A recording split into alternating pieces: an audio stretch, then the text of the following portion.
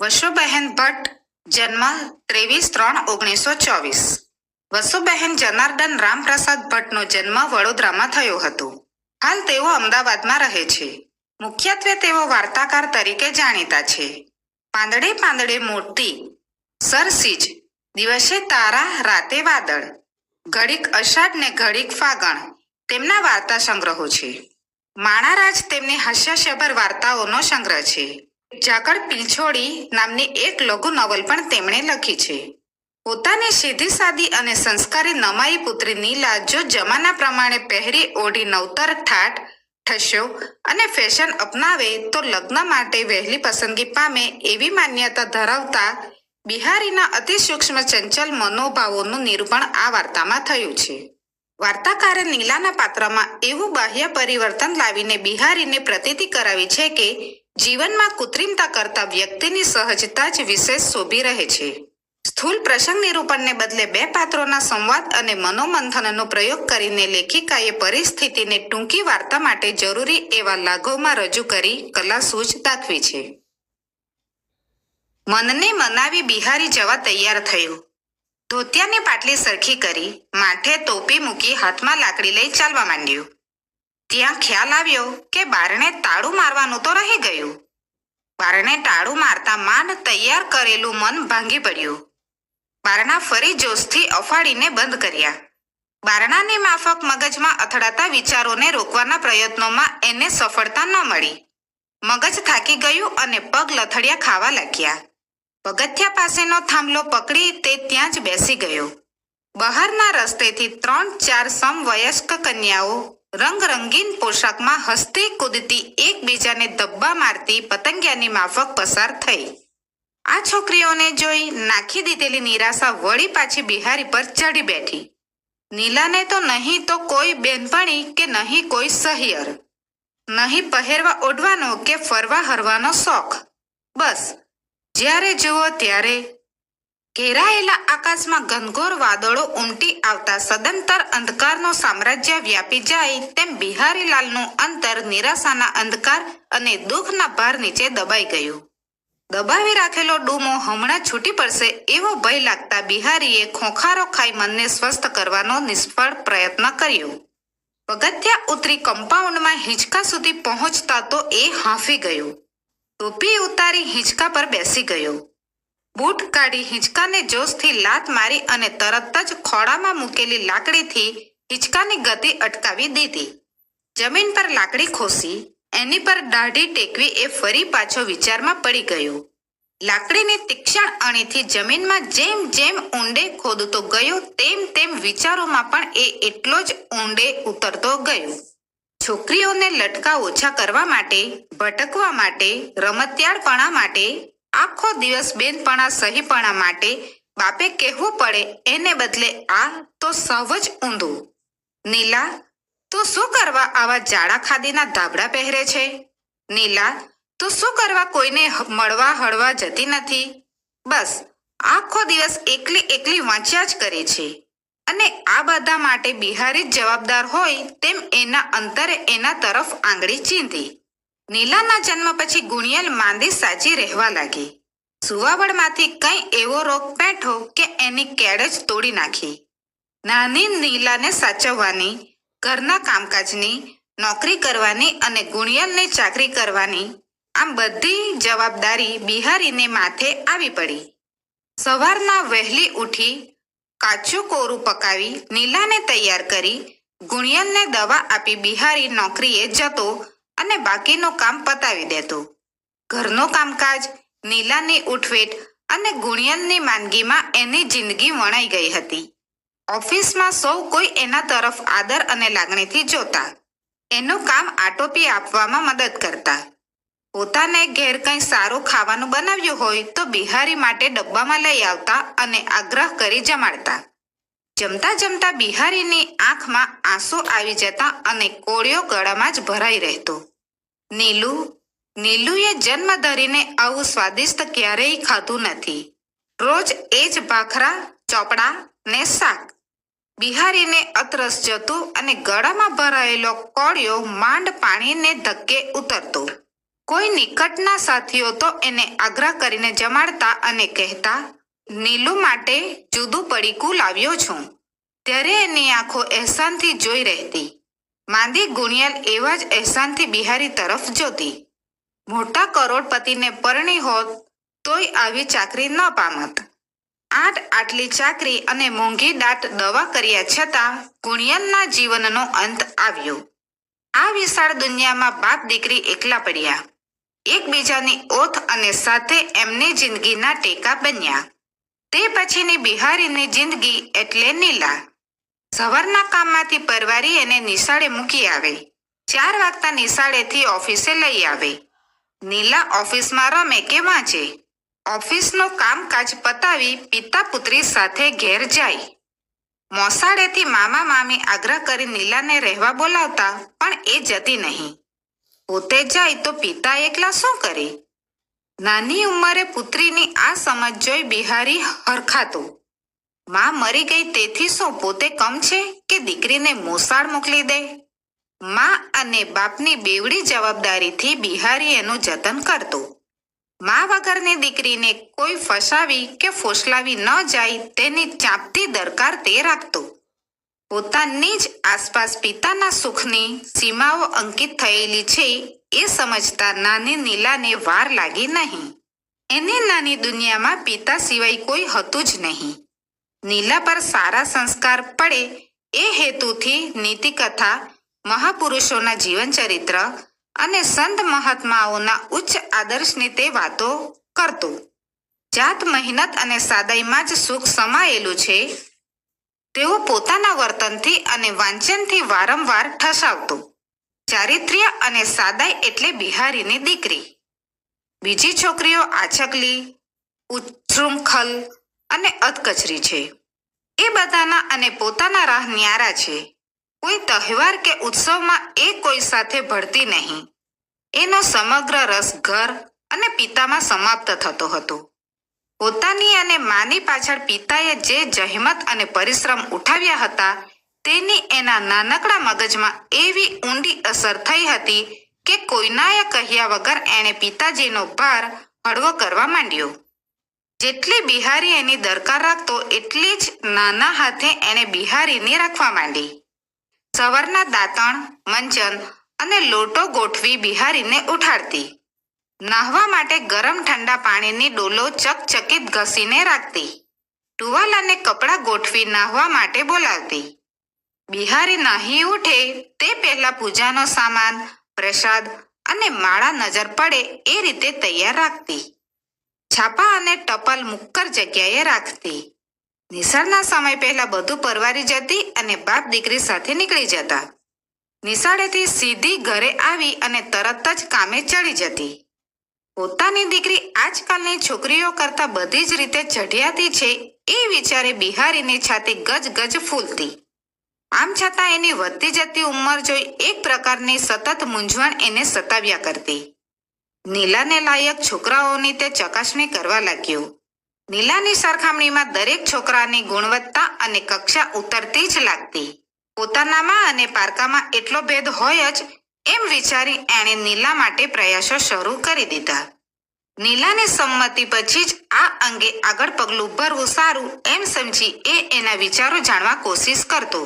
પણ નીલા તો આ અંગે કંઈ વિચાર કરવા જ ના પાડતી. મારે તો મીરાબાઈ થવું છે.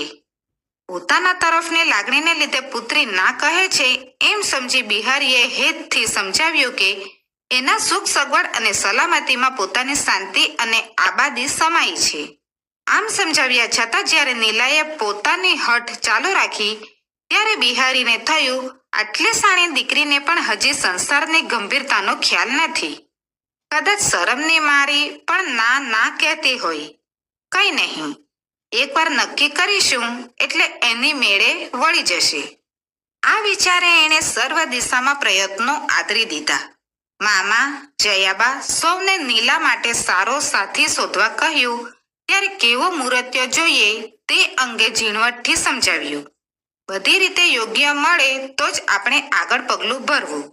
આપણી દીકરી ફરિયાદ કરતી ઘરે ન આવવી જોઈએ કે દુઃખી થવી ન જોઈએ. નીલાને મેળવવા કંઈ કેટલાય છોકરાઓ પડાપડી કરે છે. સુંદર દેખાવડો યુવાન, ચારિત્રશીલ વર, સરસ ઘર, ઉચ્ચ કુટુંબ, બધું જ નીલાને સામે ચાલીને મળ્યું. એમાંથી કોને પસંદ કરવો એવી મીઠી મૂંઝવણ અને કાલ્પનિક સુખની સમાધિમાંથી સખત આંચકા સાથે એ જાગી ઉઠ્યો. સૌ તરફથી એક સરખો જવાબ આવ્યો, છોકરી આમ સારી ખરી, પણ જમાના પ્રમાણે રહેતા નથી આવડતું. કેવા કપડાં પહેરે ઓઢે છે, સિનેમા નાટક વિશે તો જાણતી જ નથી. આજની છોકરીઓ જેવી નહીં. દેખાવે સારી છે તેથી શું, જુવાનીનો તરવરાટ ન મળે. અકાળે વૃદ્ધ થઈ ગઈ છે. હોશિયાર હોશિયાર બધા કરે તેથી શું દાડો વળવાનો. આપણે ઓછી તત્વજ્ઞાનની ચર્ચાઓ કરવાની છે. આપણે કંઈ ઘરકામ કરવા વાળી નથી જોઈતી. છોકરા સાથે બે ઘડી હસી બોલી મન બહેલાવી ન શકે તો શા કામની. જમાના પ્રમાણે આવા જવાબોએ બિહારીના સમગ્ર અસ્તિત્વને હચમચાવી નાખ્યું. ધગધગતા તાપ ઉપર મૂકેલું લોખંડ જેમ ધમણના એક એક આંચકે વધુ ઉછળે તેમ આવા એક એક જવાબથી બિહારીના જ્ઞાનતંતુઓ તપી તપીને છૂટા પડતા હતા. પવનનો તીર્ણ સુસ્વાટ કાનને વીંધી આરપાર નીકળી જાય અને ધાક પાડતો જાય તેમ આ જવાબો એના હૃદયને આરપાર વીંધી પરાજયથી મૂઢ બનાવી ગયા. હોંશથી ઊભી કરેલી નવી ઇમારત પહેલા જ ચોમાસે બેસી જાય તેવું એનું મન ભાંગી ગયું, પીલાઈ ગયું. નીલાનું આવું નસીબ, નીલાનું આ ભાવિ. નીલાને આ જવાબની ખબર પડે તો મનને વાળીએ એણે નીલાને હસતા હસતા કહ્યું, નીલા, તું મીનાની જેમ બે શેર વાળ ને. નીલા બિહારી સામે કૃત્રિમ રોષથી જોઈ રહી. થોડી વારે હસીને લાડથી કહ્યું, છી છી, બોચીમાં વાળ લટક્યા કરે તે મને ફાવે જ નહીં. નખરાળી છોકરીઓ બે શેર વાળે, મને તો અંબોડો જ ગમે. આવા જવાબથી પહેલા ખુશ થનાર બિહારી છોભીલો પડી ગયો. પોતાની વધતી જતી ઉંમરને લીધે હમણાં પિતાજી જુદી રીતે વિચારી રહ્યા છે એમ નીલાને લાગતું હતું. વળી થોડા દિવસ પછી હિંમત કરી બિહારી બજારમાંથી સરસ સાડી લઈ આવ્યો. નીલા, તું આ સાડી પહેર, આજે આપણે સિનેમા જોવા જઈએ. ના, મને આવી ઝીણી સાડી પહેરવી ગમે જ નહીં. આછકલું લાગે. કયું પિક્ચર સારું છે કે જોવાનું મન થાય. આ જવાબ પછી એને થયું કે પિતાજીને હમણાં એકલવાયું લાગે છે. હું ગમે તેટલું કરું તોય, અને આ વિચાર સાથે બિહારીને રૂચે તેવું કરવા એ તૈયાર થઈ. તમને મન હોય તો ચાલો જોવા જઈએ, વળી અટકી એણે કહ્યું. તમને વળી ક્યારથી આવા સિનેમા જોવા જવાનું મન થયું? મને મન થયું હશે એવા ખ્યાલથી પૂછતા હો તો ભૂલ કરો છો. હા. નીલાના આ જવાબથી બિહારી વિચારમાં પડી ગયો. કોઈ ભૂલ કરતા જાણે પકડાઈ ગયો હોય એવા ભાવથી એણે કહ્યું, આહા, હું તારી પરીક્ષા કરતો હતો. એમ તે કંઈ હું નાપાસ થાઉં? કોને દીકરી છું? નીલાના આવા જવાબથી પહેલા તો બિહારી કેટલો હરખાતો, પણ આજે કૃત્રિમ હાસ્ય સાથે એણે કહ્યું, ના ના, પણ નીલા, તારે હવે થોડા સારા કપડાં, ઘરેણાં પહેરી બધા સાથે ભળવું જોઈએ, ફરવું જોઈએ. કંઈ કારણ? નીલાએ લાડથી લહેકો કરી પૂછ્યું. કારણ કે આવું ના કરે તો પછી તને પરણે કોણ? તે અહીં પરણવું છે કોને? નીલાના આવા લાડ અને લહેકાથી ખુશ થવાને બદલે બિહારીની ચિંતાઓ અનેક ગણી વધી ગઈ. નીલાના જવાબથી જમાના પ્રમાણે બિહારીને થાક લાગ્યો. નીલાને સમજાવી એને કહેવું હતું કે આ ડોસી વેડા કામ ન લાગે. જમાના પ્રમાણે તારે રહેવું જોઈએ. પણ કયા મોએ એ કહી શકે જેણે આટલા વર્ષોથી સાદાઈના ઉપદેશો આપ્યા હતા તે એની વિચારસરણી કેવી રીતે એકદમ બદલી નાખે? એને ગળે એ કેમ ઉતરી? પોતાના કરતા જયાબા કે મામા સારી રીતે સમજાવી શકશે એમ માની એણે વાત એમના પર છોડી. પણ એ બંનેએ હાથ ધોઈ નાખી કહ્યું, તમારું શીખવ્યું એવું પટપટ બોલે છે કે ઘડીભર આપણને ટાઢા કરી દે. ત્યાં ઠાઠ સજવાની વાત કયા મોએ કરાઈ? એની વાતે ખોટી નથી, પણ એ ઉંમરે આવા સાધુ વેડા કરે તો બધા ના જ કહે ને. આજકાલ તો છોકરાઓને બહારના ભપકાને ઠાઠ જોઈએ છે. અંદરના હીરાની કોઈને પડી નથી. હજી ઉંમર છે, જુવાન છે, ત્યાં સુધી વિચારશે તો ઠીક, નહીં તો પછી કાયમ માટે રખડી પડશે. પોતે શીખવેલા સાચા પાઠનું વિપરીત પરિણામ જોઈ બિહારી હતાશ થઈ ગયો. આ નિરાશાથી અકળાઈ કદી ઊંચે સાથે દીકરીને ન કહેનાર બિહારીથી ગુસ્સામાં કહેવાઈ ગયું, દરેક વાતની નાના કરે છે, પણ એવો વિચાર કર્યો કે કોણ હાથ પકડશે? મારી ચિંતાનો વિચાર કરીશ કે નહીં? તારી ચિંતામાં અને લાઈમાં હું અડધો થઈ ચાલ્યો. મને જીવતો મારી નાખવો હોય તો તું જાણે. જિંદગીમાં પહેલી જ વાર બિહારીએ નીલા પર ગુસ્સો કર્યો અને પહેલી જ વાર નીલાએ પિતાનું આ સ્વરૂપ જોયું. ઘડીભર તો એ ચોંકી ઉઠી, પાછી પડી ગઈ. એના હોઠ સંકોચાયા, ભ્રમરો ખેંચાઈ ગઈ અને આંખમાં આવેલા પાણી મહાપરાણે એણે રોક્યા. એને માં યાદ આવી. ઓ માં કહી દુસકું લેવાઈ ગયું. પોતાની વધતી જતી ઉંમર, માની ગેરહાજરીમાં પિતાની બેવડી જવાબદારી, ક્યારેય ઊંચે સાદે ન બોલનારા પિતાનો આવો ઉગ્ર પ્રકોપ, આ બધાની પાછળ કંઈક મહત્વની ઘટના બની છે એમ એના નાનકડા મને તરત ગાંઠ બાંધી. પિતાજીની નિરાશા, વ્યગ્રતા અને હતાશાને સમજી એણે એમની પાસે જઈ કહ્યું, તમે શાંતિ રાખો. જ્યારે પાસથી મૂંઝાયેલા માણસને કોઈ સહારો ન દેખાતા જેમ આંખે અંધારા આવી જાય, તમ્મર આવી જાય, તેમ બિહારીને થયું. તે દિવસે બપોરના બિહારી સૂતો હતો ત્યાં બારણેથી જ નીલાએ કહ્યું, મામાને ત્યાં જાઉં છું, આવતા મોડું થશે. નીલાને જતી રોકવાનું એને મન થયું, પણ એના પગ લથડિયું ખાઈ ગયા અને હોઠ ભારથી બીડાઈ ગયા. રસ્તો ઓળંગી જતી નીલાને જોઈ એનું હૈયું ગદગદિત થઈ ગયું. કેટલી પ્રભાવશાળી લાગે છે! પોતાની કિંમત બોલાવવા શું એણે બજાર ભાવ પ્રમાણે વર્તવું? આ વિચાર સાથે જ એનું હૈયું મુક્ત મને એકાંતમાં રડી પડ્યું. અરે રે, નીલુને કેવી દુખી કરી! મેં ક્રોધને વશ થઈ એને શું કહી નાખ્યું? મેં મારી દીકરીના હૈયાને દજાડ્યું. મા વિનાની દીકરીને, એની લાગણીના ચૂરે ચૂરા કરી નાખ્યા. મોસાળથી એને પાછી મનાવી લાવવાનો અને માફી માંગવાનો એને વિચાર આવ્યો. ના ના, મારા આવા વર્તનથી એનું મન કેટલું ભરાઈ ગયું હશે. કંઈ નહીં તો ત્યાં હળવું તો થશે. ગમે તેટલું તોય એનું સરખે સરખું અહીં કોણ? ત્યાં મીના પાસે. આ વિચાર સાથે એ પાછો પડ્યો. પણ હું ત્યાં જઈ કંઈ નહીં કહું, એક શબ્દ પણ નહીં બોલું. બસ એને જોઈ પાછો ફરીશ. ત્યાં ટીખડી મને ટકોર કરી. એમ કાંઈ એ ભાગી છે? આવી ધારદાર છોકરીને સમજી જતા કંઈ વાર લાગશે? જ્યારે એ જાણશે કે તમે ચારે પાસથી ઘેરાઈ ગયા છો, ત્યારે તમારો માર્ગ મોકળો કરવા એ જરૂર ખસી જશે. મનના આવા મહેણા ટોણાથી વધારે દાઝી ઉઠ્યો. ગુણિયનની ગેરહાજરી એને વર્તાવા લાગી.